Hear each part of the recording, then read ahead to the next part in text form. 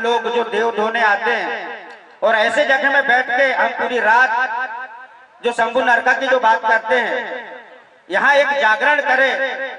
ये ऐसा स्थान, तपस्वी स्थान है जो भीम घाट, जहाँ हमारे पूर्वज पता नहीं हजारों वर्षों से इस स्थान में अपने देवों को नहलाने का काम करते हैं, गोगों का काम करते हैं। ऐसे स्थान में हमें आयोजन कमेटी रीची के माध्यम से यहाँ एक पूरी रात जगने का अवसर मिलता है। ऐसे समिति को मैं बहुत बहुत धन्यवाद और साधुवाद और सेवा जोहार करता हूँ कि जो ऐसे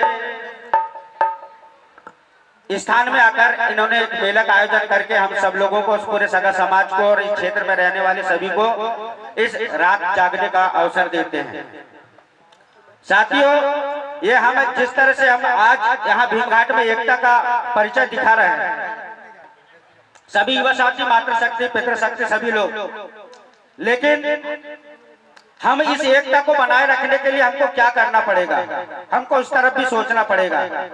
आज धीरे धीरे हमारे समाज में शिक्षा की स्थिति भी बढ़ रही है, लेकिन अभी की नीतियां ऐसा है, हम लोग पढ़े लेकिन बढ़े ना। इस चीज को लेकर भी शासन हो, प्रशासन हो या यहाँ का जो व्यवस्था है, ये हम महसूस कर रहे हैं कि इस क्षेत्र के व्यक्ति पढ़े ना लेकिन बढ़े ना, पढ़े जरूर लेकिन बढ़े ना। आज अगर हम अलग अलग स्कूलों का रिसर्च करेंगे तो कितने बच्चे रिटर्न आ जा रहे हैं, तो हम कहाँ कहेंगे कि हमारा विकास हो रहा है। हम आर्थिक रूप से देखें, हम शैक्षणिक रूप में देखें, हम या राजनीतिक रूप से भी अगर देखें तो हम किस पायदाने पे हैं। और इस चीज का निर्णय हम क्यों लेने पड़ेगा? जब तक हम मिलकर एक साथ मिलकर एक मुट्ठी बांध के, अभी हम जयकारा लगा रहे थे ना कि मुट्ठी बांध के अगर जयकारा लगाएंगे तो सब लोग एक मुट्ठी में बंधे रहेंगे। एक लकड़ी को कोई भी तोड़ सकता है, लेकिन अगर हम एक साथ रहेंगे तो हमें कोई अलग नहीं कर सकता। लेकिन यहाँ शासन और प्रशासन की नीतियां भी यही चल रही है कि फूट डालो और शासन करो। जब हम एक संस्कृति को मानने वाले लोग हैं और एक संविधानिक अधिकार भी हमारे एक है, लेकिन हमारे लड़ने के अलग अलग तरीका क्यों है? सवाल तो ये भी है ना, हम अलग अलग क्यों हैं? भाई सतरंगी झंडा हम सब लोग उठाते हैं, लेकिन आज सिवनी जिले में 24-25 संगठन बन चुके हैं आदिवासियों के। अब सब लोग कहते हैं कि हम समाज के लिए काम कर रहे हैं। फिर समाज के लिए जब काम कर रहे हैं तो क्या हमारी आज बहन बेटियां सुरक्षित है क्या? हमारी जल जंगल सुरक्षित है क्या? हम लोग सुरक्षित हैं क्या? ये अपने आप में आप सवाल करो कि हम कितने सुरक्षित हैं। जब इतने सारे संगठन पूरे समाज के लिए हम लोग काम कर रहे हैं, तो फिर आज हमारा समाज सुरक्षित क्यों नहीं है? अभी यहाँ से विस्थापन के लिए NTCA एक कानून आ गया, national tiger conservation authority act 2047 तक ये घोषणा कर दिया कि यहाँ से मध्य प्रदेश से 500 गांव का विस्थापन होगा, और जहाँ सबसे ज्यादा आदिवासी वही जंगल है और वहीं से सबसे ज्यादा विस्थापन होगा। उसके लिए हमारे सामाजिक संगठनों की या हमारे समाज की क्या तैयारी है? अगर हम यहाँ से विस्थापन हो जाएंगे तो हमारी संस्कृति बचेगी क्या? हमारी सभ्यता बचेगी क्या? हमारी बोली भाषा बचेगी क्या? अगर हमारी जमीन नहीं बची तो हम कल को हमारे बच्चों के लिए प्रमाण पत्र कहाँ से बनाएंगे? हम 54-55 का नकल कहाँ से लेके आएंगे? आज बिना जाति प्रमाण पत्र के हम अपने आप को सिद्ध नहीं कर सकते कि हम आदिवासी हैं।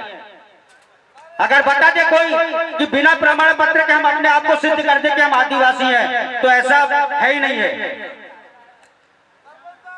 भाई हम हमारी संस्कृति को रक्षा करने के लिए आज हमारे सांस्कृतिक कार्यक्रम में हमने कितने परिवर्तन कर दिए, कितने परिवर्तन कर दिए। आज के युवा हमारी रूढ़िवादी संस्कृति को आज एक्सेप्ट नहीं कर रहा है। एक्सेप्ट कर रहे हैं क्या? आज अगर एक पढ़े लिखे शहर में रहने वाले व्यक्ति आदिवासी से पूछेंगे कि साज का पत्ता क्या है, तो उसको पता ही नहीं है, न वो काय में छिटकते ये पता नहीं है। तो हम क्या संस्कृति का हम हिस्सा करते हैं? फिर हमारे ढेर सारे धर्माचार हो गए, ये कौन सा पाठ पढ़ा रहे हैं? फिर जो मानव शास्त्र विज्ञान कहते हैं ना कि भाई अलग अलग जनजातियों के जो अलग अलग मानव संसाधन है हमारे हैं क्या? हमारे आने वाले जनरेशन को हम क्या परोस रहे हैं, क्या पढ़ा रहे हैं? हमारी संस्कृति के बारे में पढ़ा रहे हैं क्या? अगर हमारी संस्कृति के बारे में हम पढ़ा रहे हैं तो फिर हमारी संस्कृति का पतन क्यों हो रहा है?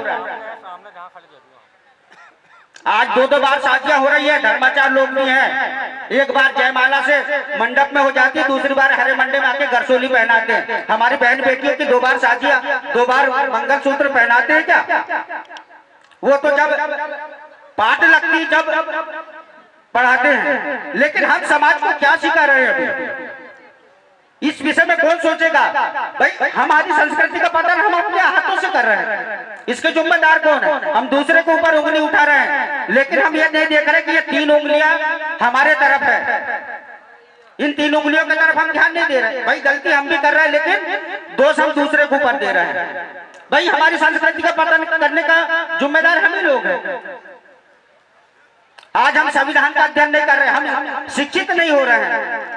भाई बड़े बड़े महात्मा कहते हैं कि शिक्षा वो शेरनी का दूध है, जो पिएगा वो दहाड़ेगा। लेकिन कौन? यहाँ सभी मातृशक्ति पितृशक्ति है। भलाई 2 वक्त की रोटी कम खाओ, लेकिन अपने बच्चों को पेन और पुस्तक की कमी मत होने दो।